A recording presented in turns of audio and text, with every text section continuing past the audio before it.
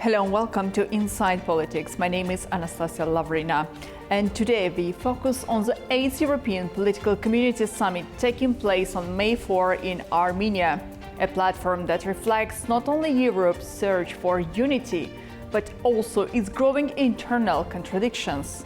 At a time of war in Ukraine, instability in the Middle East and shifting global alliances, European leaders are attempting to redefine security, cooperation and political cohesion across the continent.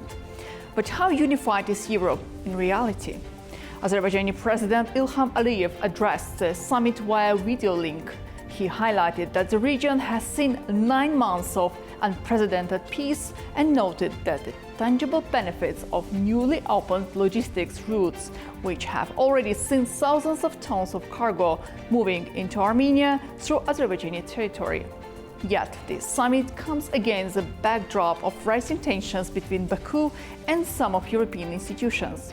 Just days ago, the European Parliament passed a resolution strongly criticized in Baku.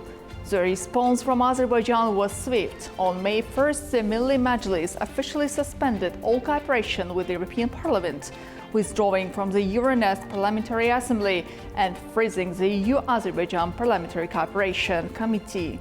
Baku has decried the EU's legislative moves as blackmail and a direct threat to the very peace process the EPC claims to support. So, what does this summit really represent?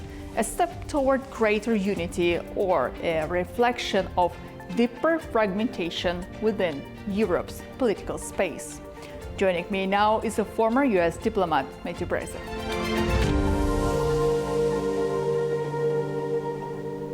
Hello, Matthew, and welcome to Inside Politics. Hi, Anastasia. I'm really happy to be reunited. Good to have you here in our program today. So, Matthew, we see a bizarre good cop, bad cop routine from Europe. On one hand, the European Council is desperate for Azerbaijani gas and the Middle Corridor. On the other, the European Parliament is passing resolutions that have pushed Baku to officially suspend cooperation. From your diplomatic experience, is this a coordinated strategy to pressure Azerbaijan, or is European foreign policy simply decapitated and working against its own strategic interests? That's a great question, Anastasia. I think it's actually neither. I think the situation is more simple.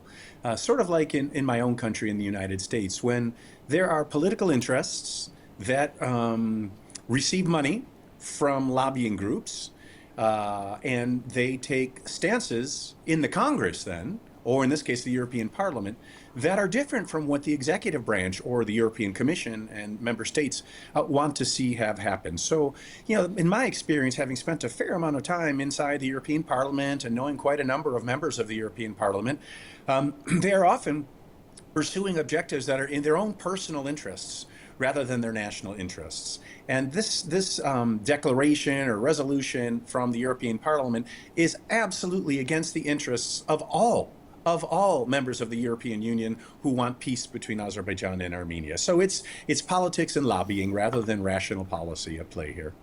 That's very interesting, Matthew. Baku has recently aired videos and reports proving that former ICC prosecutor Luis Moreno Ocampo, who has been a vocal critic of Azerbaijan working in coordination with specific political lobbies to influence European policy.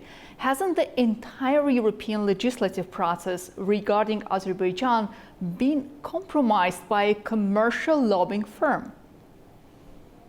It seems like it. I mean, I don't know the details of which lobbying firm Mr. Campo may have been working with, and whether or how much money changed hands. But yeah, as I was saying initially in our dialogue today, I think that the rationality, the rational pursuit of the member states of the European Union and the European Commission is undermined by statements like those by Mr. Ocampo. But he may actually believe these things. I mean, there are plenty of people who believe the criticism of Azerbaijan, just as there are plenty who believe the criticism of Armenia or of the United States, for that matter, even when such criticism is not founded in truth, and even when such criticism is in fact pushed by outsiders, by lobbying groups that have a different agenda. And by the way, I would say that in my experience, my personal experience, there are many people in extreme diaspora organizations like the Armenian National Committee of America who do not want peace. They want conflict. And we can't let, or please don't let European Union and Azerbaijan let this peace process with Armenia get derailed by those sorts of negative sentiments. It's clear, based on my own recent discussions at the top of Azerbaijan's political system, that Azerbaijan's leadership really is committed to finding peace with Armenia's leadership. Yes, indeed. We do know about the destructive role Ankara is playing, where the members of that organization do not want to see the peace process in between of Azerbaijan and Armenia. And among the names mentioned by Mr. Ocampo, of course, there is a Mr. Borrell. But what is intriguingly is that the recordings suggest that Ocampo's network wasn't just targeting Azerbaijan, but was also working on a plan to remove Armenian Prime Minister Nikol Pashinyan to favor more radical opposition groups. So, Matthew, when a legal expert is caught meddling in the internal politics of both sides of a peace process, shouldn't Brussels be the first ones to distance from him? Yeah, it should be, but it hasn't been proven that he was doing what you just said. And I find it really hard to believe that Mr. Ocampo would get involved in internal Armenian politics and, try to have Prime Minister Pashinyan removed. It just doesn't. It's not in keeping with his profile. It's, again, I can understand why he may have strong opinions and how he may have formulated those strong opinions that are anti-Azerbaijani or anti-Turkey. But it seems to me, I don't know the truth, right? I haven't seen the facts, but it's a bridge too far to assume that he would try to see Prime Minister Pashinyan removed. The only people who want to see Prime Minister Pashinyan fail are the extreme revanchist nationalists in Armenia and certain elements of the Russian government. Well, that's indeed very interesting. There is a growing discussion about lobbying influence and politicized narratives shaping perceptions in Western institutions and not only. So to what extent, you already partially answered my question about the influence of Armenian diaspora and lobby has in the United States. But now in the post-conflict development where two sides are clear about their willingness to come up with a comprehensive peace agreement, to what extent do informal networks affect the policy decisions in Brussels and Washington? Less and less. And by the way, I mean, a statement by the European Parliament, that is not policy. That's just opinion. The Parliament doesn't make foreign policy on these issues, right? I mean, the European member states do together with the European Commission. So that statement by the European Parliament, it's just an expression of opinion. That's all it is. In my personal experience, I mean, yeah, Anka played a key role in trying to shape U.S. policy, or at least in terms of who got to be ambassador to Azerbaijan. I mean, I ultimately was able to go because President Obama recognized that Democratic senators from his own party, one of whom will spend the rest of his life in prison for corruption, were working against U.S. policy. And so President Obama used the U.S. legal system and the Constitution to send me as his nominee and his choice to be ambassador to Azerbaijan, even though one lobbying group in only one half of the Armenian diaspora so strongly opposed me. So at the end of the day, on any given day, those lobbying groups can, for the short term, shape policies. But now, as President Aliyev has said, now that peace de facto exists now between Azerbaijan and Armenia, I don't think there's much room for ploys or trickery like that, which produced this unbalanced statement, an unfair statement by the European Parliament, will have any impact on the peace process. Probably that's only the statement of some policymakers, but as President of the Republic of Azerbaijan, Ilham Aliyev, stated in his speech, he said that since 2021, 14 resolutions has been adopted by the European Parliament against Azerbaijan. And as a result, the Azerbaijani Parliament didn't just issue a statement back, but they officially suspended all cooperation with the European Parliament. That's a massive bridge to burn. Is there any way back from this? Sure there is. I mean, Azerbaijan can decide to, or the Azerbaijani parliament can decide to restore its working relationships with the European Parliament anytime it wishes to. And, then it will be up to the European Parliament to react. But I took that decision by the Azerbaijani Parliament as a declaration of extreme disappointment and frustration with the European Parliament, and a sense that the European Parliament has treated Azerbaijan unjustly. But the bridge is never burned if the Parliament of Azerbaijan, the Milli Majlis, wants to resurrect that cooperation with the European Parliament. Europe indeed desperately needs the middle corridor for its energy and security. But can you really build a partnership with a country while you are simultaneously trying to punish them with resolutions? What matters more right now? Is the real world energy security or the political slogans coming out of Brussels? Yeah, of course, you answered the question by posing it. Of course, the real world policies and infrastructure projects matter much more than inaccurate and unfair, unjust declarations from the European Parliament. Again, let's be clear-eyed about this. The European Parliament is not making policy on these issues. The European Parliament can have an impact on, of course, the financing of the assistance that the European Union might offer to encourage development of the new transportation corridors across Azerbaijan and Armenia, but the European Union is clearly a secondary player on all this. I mean, the country that's been leading the effort to support Azerbaijan and Armenia in their peace effort, and in the trip, and in extending the trip across, from Armenia into Nakhchivan and into Turkey, that's the United States. So the European Union is on the sidelines here. What really matters is the relations among the United States and Azerbaijan and Armenia. We are seeing a unique moment where the Prime Minister Pashinyan and President Aliyev are speaking to each other with more constructive tones than their respective supporters often do. If Baku and Yerevan have reached a point where they can manage their own borders and logistics, what is the added value of the European political community? Is the era of the great mediator, so-called great mediator, over, and are we entering an era of purely regional ownership? Well, I mean, I've thought that for quite some time, ever since Azerbaijan won the Second Karabakh War and then dismantled the separatist regime of the ethnic Armenians. It was clear that there was no more need for, and then once the negotiations face-to-face between Azerbaijan's and Armenia's leaders resumed, there's no need for outside mediation. The national leaders have made clear what they want, which is peace.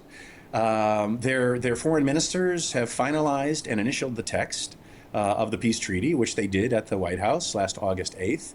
And now it's, as they live in a state of peace, as President Aliyev has described, now all that's left is to resolve the issue of Azerbaijan wanting Armenia to amend its constitution to eliminate any potential ambiguity about whether or not Armenia fully recognized Azerbaijan's territorial integrity. And that's a matter of internal politics inside of Armenia. No mediator can play any role in that. What the European Union can do, though, helpfully, is provide support, rhetorical support, political support for Prime Minister Pashinyan's efforts to get Armenian politics to the point where the body politic of Armenia can fully accept the peace. And I think that's why this European political community meeting being held in Yerevan is so important. That's a lot of support for Prime Minister Pashinyan. And also we should underscore that it was President Aliyev who welcomed the EPC having its meeting in Yerevan, and Prime Minister Pashinyan reciprocated by saying a future one, or the next one, should take place in Azerbaijan, a sign of goodwill and commitment by both leaders to finalize the peace process. Very interesting, Matthew. 8th European Political Community Summit, which is now taking place in Armenia.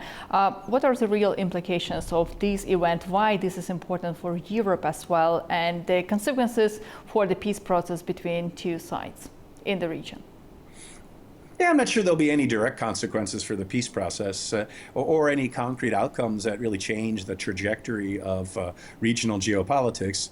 The EPC was, the brainchild of French President Emmanuel Macron as a way to make the European, let's say, table of deliberations a bit longer and a bit wider than just the member states of the EU, and a way to make sure, yes, of course, Azerbaijan and Armenia can be brought in support of peace, but Turkey as well, and other countries. So it's not a decision-making body. And also Ukraine, as you see President Zelensky arriving. It's not a decision-making body. The EPC is simply a discussion forum where there's greater leeway to voice a wider range of issues and opinions than can be done just inside of formal EU institutions that exclude the countries of the South Caucasus or Turkey or Ukraine or the UK. What's interesting, representative of Turkey is also taking place in this gathering in Armenia. Yeah, that's a sign that Turkey as well is committed to normalizing relations with Armenia, and as has been the case since the early 1990s, when Turkey closed its border with Armenia in solidarity with Azerbaijan. So has the Azerbaijan-Armenia peace process's progress enabled Turkey and to accelerate its efforts to normalize relations with Armenia. So there's a great amount of goodwill being shown here by previously conflicting parties, and that makes the European Parliament's statement at this juncture all the more disappointing to me. EPC is not a decision-making body, but still, how has it changed since the latest development in global politics? What I mean now is a war in the Middle East, continuation of the war between Russia and Ukraine, and of course, the Donald Trump and his own attitude to the global processes in the Middle East, in Europe, and far beyond. Well, I don't know how the EPC has changed. I'm not sitting there at the table. It looks to me from the outside it's behaving like it is intended to do, to provide European and European neighborhood countries, by the way, including Canada this time, a chance to deliberate. But I take the thrust of your question. I think probably around that table right now, the presence of Canada is seen as a way to bring in a powerful North American country when President Trump has made clear, as have his vice president and his Secretary of Defense, or the sort of childishly named Secretary of War, decided that the United States doesn't want to have such a strong transatlantic partnership and doesn't want to carry as much responsibility for transatlantic security as has been the case since the end of World War II, which I think is not only tragic, I think it's really dangerous. But probably around the table, we're hearing all the leaders, especially Mark Carney of Canada, who had the landmark speech at the World Economic Forum in Davos, saying that the rest of the transatlantic community needs to prepare itself for U.S. disengagement and hostility. That's probably the key underlying theme, besides the quest for peace. The peace, of course, between Armenia and Azerbaijan, but definitely peace in Iran and peace in Ukraine. So that means that Europe should be more independent, as Donald Trump was saying since the time he became the president in the United States. And he's still insisting that there should be more coordinated work in between of European countries. But in case of any support he needs from Europe and where there is no reaction, he is still so much dissatisfied by the behavior of the close partners like France, for example, Germany, or the United Kingdom, even if United Kingdom is not a part of European Union. So what is the real expectations of Washington from the future behavior of the European Union? Well, I think President Trump has been clear in saying he's disappointed that the European members of NATO have not offered as much support, military support, as President Trump would have expected. Now, why he would have expected strong European support for a war in which the European allies were not consulted, and for which he sought no cooperation or coordination at all when he launched the war, a war that he launched recklessly, in my opinion, without any clearly defined or realistic goals. I don't know why he would expect the Europeans to rush in to support the United States. So he expects, it seems like he expects full access to the European military bases that the U.S. has been using for these past several decades, regardless of whether or not the European members of NATO support whatever military action is being undertaken by the U.S. And that to me is an unreasonable expectation. But what is reasonable, in my opinion, in terms of President Trump's expectations, is that Europe does take on much more responsibility for its own security, does live up to the agreed NATO goal of spending 5% of gross domestic product on defense.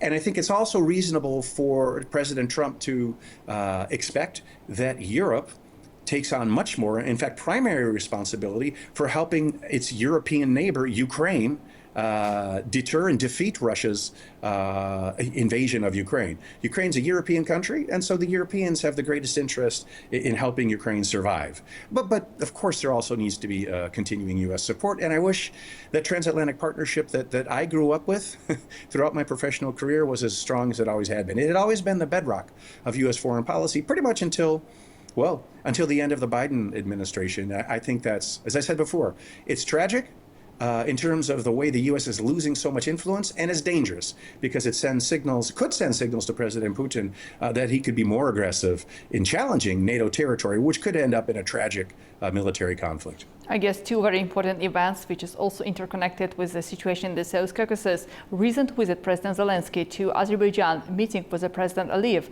And the second element, taking into account what's happening in the Middle East, importance of the Southern gas corridor for Europe itself to have a stable energy security. Yeah, the Southern Corridor, I mean, it's, I spent more than half of my career working on its development, right? So I can't imagine there's anybody else in the U.S. government or former official who is happier about the fact that the Southern Corridor exists. But we have to put it in perspective. I mean, before Russia's full-scale invasion of Ukraine, in February 2022, Russia was providing between 40 and 50%, around 40% of the EU's natural gas. That was around 150 billion cubic meters per year. And right now, Azerbaijan is delivering, about 11 and a half, maybe 12 billion cubic meters a year to Europe. So that's, less than 10% of what Russia had been providing. But it's still a very important volume of gas in terms of where it goes. So some of it goes, it goes into Italy, where the industry and previous Italian governments have been tempted to rely more on Russian natural gas, which led to unhelpful Russian influence in Italian politics. And then there's other Russian Azerbaijani natural gas, about 3 BCM, that goes into the Balkans, that goes into especially Bulgaria, and then onward into Romania and Hungary, and then through swapping arrangements now to Germany and Austria. So these are small volumes compared to with what Russia used to send into the EU, but the location of the markets where the Azerbaijani gas is going are very important. Now, Azerbaijan has committed to double its exports into the EU from 10 to 20 billion cubic meters per year. It's not going to be able to reach that target by 2027, which is what was agreed in the July 2022 Energy Strategic Partnership Agreement between the European Commission and Azerbaijan. And that's largely because there hasn't been sufficient upstream investment to produce more gas in Azerbaijan. And that's because the investors worry that the European Union is not committed to continuing its consumption of natural gas long enough to allow those expensive investments to be paid back. So the European Union, in my opinion, needs to clarify that if it wants more Azerbaijani natural gas, it needs to show it's committed to purchasing it for long enough to make the investments required to produce that gas make sense. Matthew, thank you. Thank you so much for joining Inside Politics today. Thanks, Anastasia. Great to be with you. Thank you. Well, we have seen two versions of reality today. On one side, the pragmatic vision offered by President Aliyev, one of moving cargo, open corridors, and a peace that is finally yielding practical results on the ground. On the other, a deepening institutional crisis where the bridge between Baku and the European Parliament has been dismantled, perhaps for the foreseeable future. The suspension of cooperation by the Milli Majlis is more than a diplomatic spat. It's a signal that Azerbaijan is no longer willing to trade its sovereignty for European approval. As Europe gathers under one platform, the question is not only about unity, but about consistency, trust, and mutual respect. Because without them, even the strongest format risks becoming symbolic rather than strategic. Thank you for joining us today. I'm Anastasiya Lavrina, and this has been Inside Politics. I will see you in next edition as we continue to follow these stories shaping our world. See you next time.